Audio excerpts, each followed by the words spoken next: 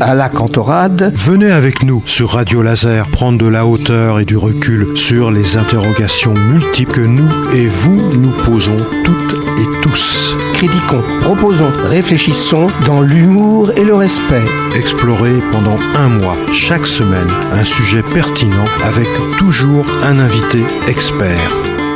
Bonjour à toutes et à tous, à la Cantorade Science avec Marion Guillemin. Bonjour Marion. Bonjour. Et donc nous allons vous présenter quelques extraits du numéro de Science Ouest de juin, juillet, août 2025 parce que Science Ouest va prendre quelques vacances, Marion, c'est ça? Un petit peu. Bah oui, il faut un petit peu au mois d'août, c'est pas tout de suite. Mais oui, bon, tout à fait. Ça, il faut bien souffler un peu. Ça sera un numéro d'été. Voilà, absolument. Ce sera un numéro d'été et ça tombe bien parce que le dossier est en référence à la mer, à l'océan et entre autres le problème de l'océan et du climat qui sont deux destins liés. Et cet océan joue un rôle majeur, bien sûr, sur plusieurs aspects. Tout d'abord dans sa capacité à absorber la chaleur. Il absorbe à peu près 90%. Et puis, vous savez, depuis quelque temps, le taux de CO2 augmente dans des proportions importantes et l'océan, avec ses phytoplanctons et autres, va être un puits de carbone et va le stocker. Donc je vais vous laisser, et puis il y a une acidification de l'océan aussi en conséquence. Je vais vous laisser la main, Marion, pour nous présenter ce dossier. J'ai simplement. Vous avez donné les grandes lignes, c'est tout à fait ça. Effectivement, on a choisi de parler des relations de l'océan et du climat en écho en fait à la 3e conférence des Nations Unies sur l'océan qui sont organisées du 9 au 13 juin à Nice. C'est un événement très très important. Et qui, je l'espère, permettra peut-être de prendre certaines décisions politiques qui pourraient aller dans le sens des résultats, des observations et des modélisations, des prédictions scientifiques, parce que il y a beaucoup de choses qu'on ne connaît pas encore de l'océan, mais il y a quand même beaucoup de choses qu'on sait, et notamment le lien justement entre l'océan et le climat, parce que comme vous le disiez, l'océan joue un rôle vraiment majeur dans l'atténuation des effets du dérèglement climatique, puisqu'il absorbe une grande quantité de la chaleur et du dioxyde de carbone. C'est un puits de carbone, effectivement. Sauf que il arrive à un point où aujourd'hui son fonctionnement est perturbé et qui entraîne des répercussions très très importantes qui vont au-delà du milieu marin. On est peut-être même les premières victimes avec la biodiversité marine. Donc c'est vraiment important de comprendre comment ça fonctionne. Voilà, ces relations entre l'océan et le climat. Donc c'est ce que notre dossier permet vraiment d'expliquer. Tous les mécanismes qui sont en jeu. Et puis comment aujourd'hui finalement le dioxyde de carbone qui se dissout en grande quantité dans l'océan génère des réactions chimiques en cascade et qui perturbent complètement le fonctionnement de cet écosystème indispensable à la vie sur Terre.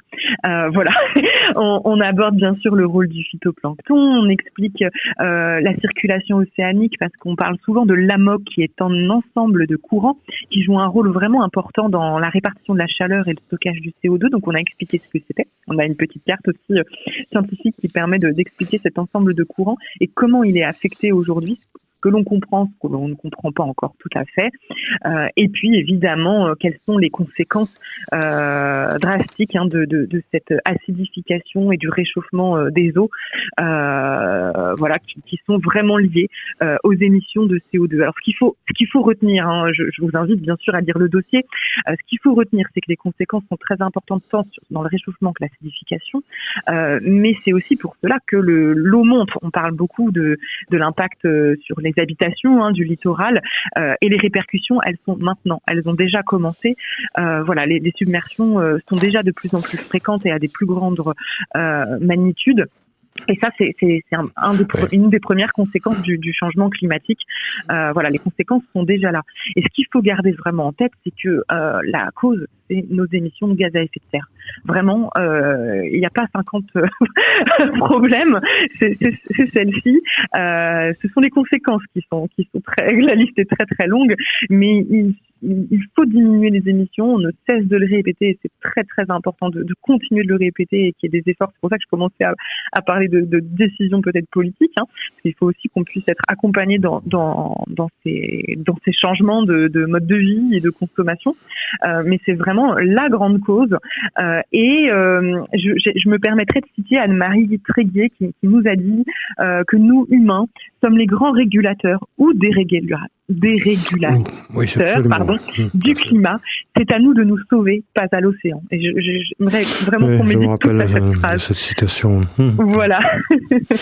Mais vraiment, on a voulu aborder dans ce dossier, en fait, on a vraiment expliqué quels sont c'est pas évident, forcément, de comprendre. C'est assez complexe, quand même, comme relation entre, l'atmosphère, l'océan, le lien avec nos activités, évidemment, et comment, en fait, le dérèglement climatique peut être atténué par l'océan, mais comment il l'affecte aussi aujourd'hui et qu'est-ce que l'on peut faire. Ouais. Il y a quand même de l'espoir pour changer un petit peu la directive. Tout à fait. Voilà, j'ai noté en fin de dossier, c'est un très très bon dossier qui a été traité, c'est que pour protéger le rôle de l'océan, comme vous l'avez dit, il est essentiel de diminuer l'émission des gaz à effet de serre, d'une part, et d'autre part, il s'agit aussi d'être capable aussi d'augmenter la capacité de stockage des puits de carbone au niveau des forêts, au niveau de l'océan, etc. Et le problème, c'est que si on n'arrive pas à faire tout ça, il va falloir s'adapter. Et je notais que on n'est pas tout à fait prêt on n'est pas tout à fait à la hauteur pour s'adapter. Actuellement, il y a une certaine frilosité, on va dire, à l'action, et donc d'où l'intérêt, effectivement, comme vous l'avez dit, Marion, de ce congrès qui a lieu à Nice. Et puis ça montre les limites aussi, quand même, des écosystèmes. C'est très important. Si on compte toujours sur les écosystèmes pour nous sauver, c'est pas possible. Enfin, ils s'en remettront après l'être humain, c'est ce qu'on dit souvent.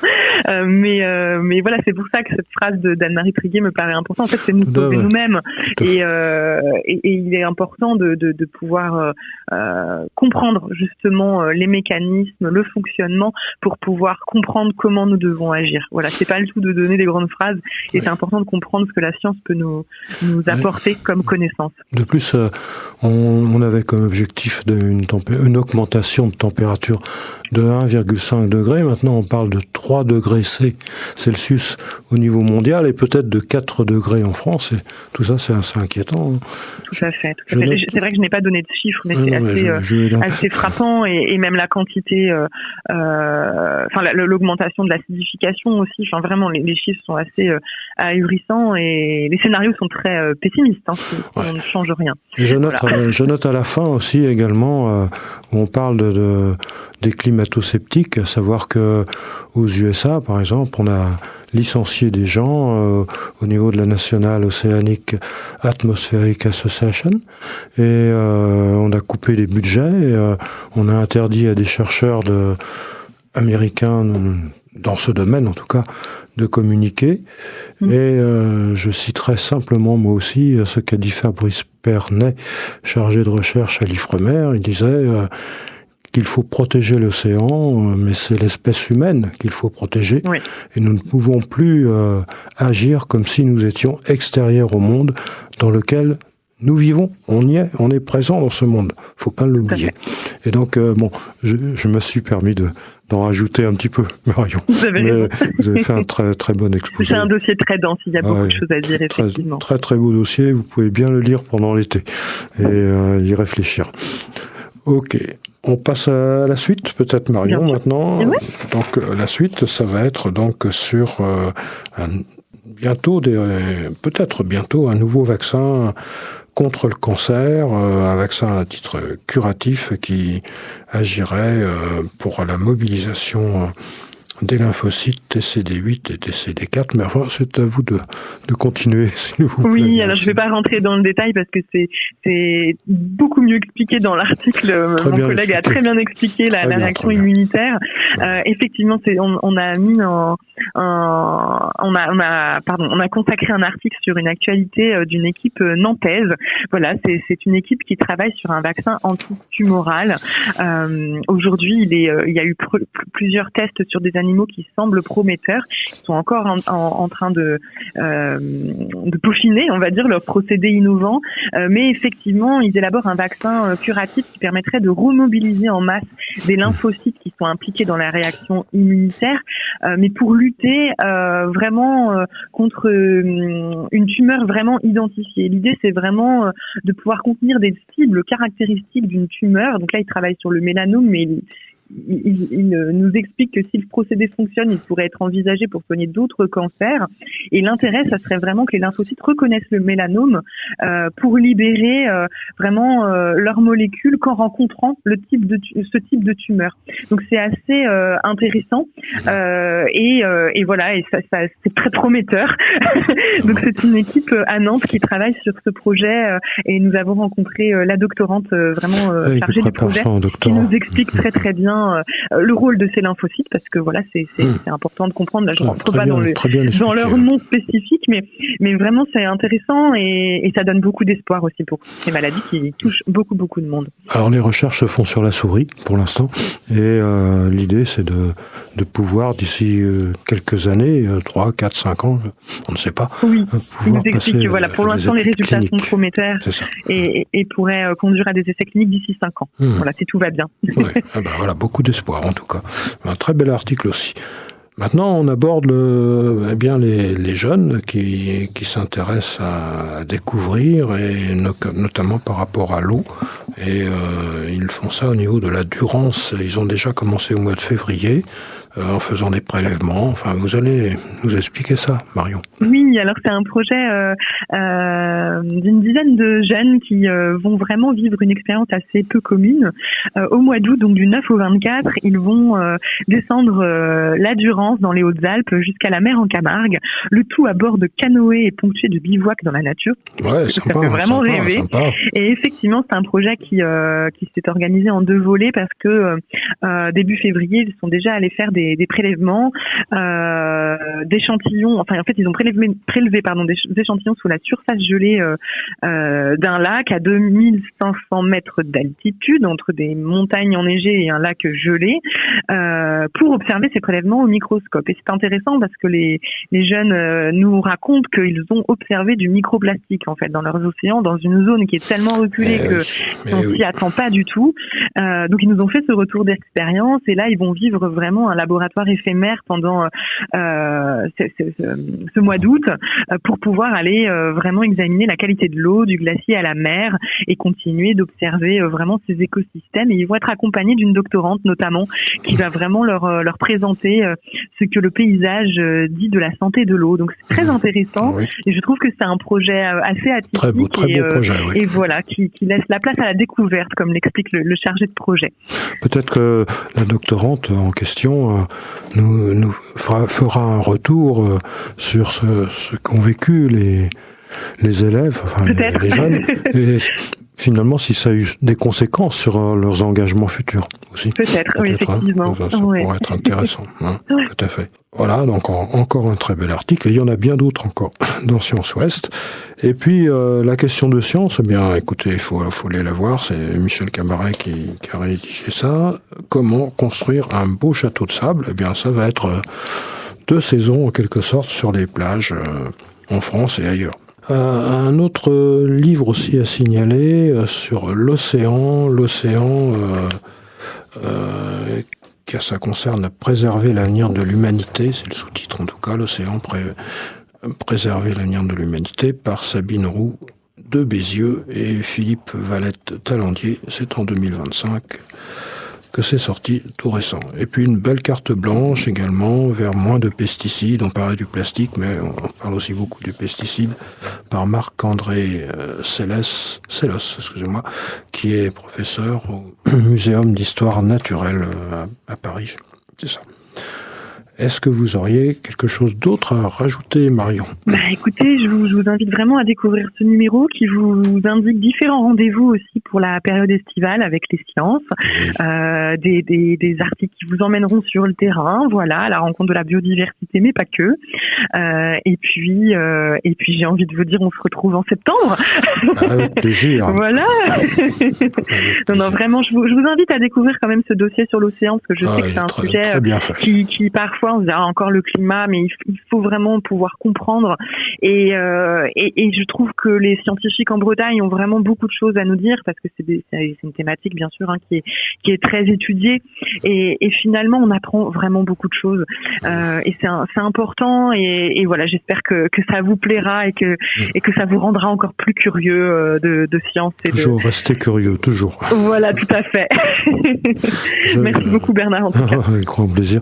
Je me rappelle ce que disait un ancien président, la maison brûle et nous regardons ce qu'il se passe.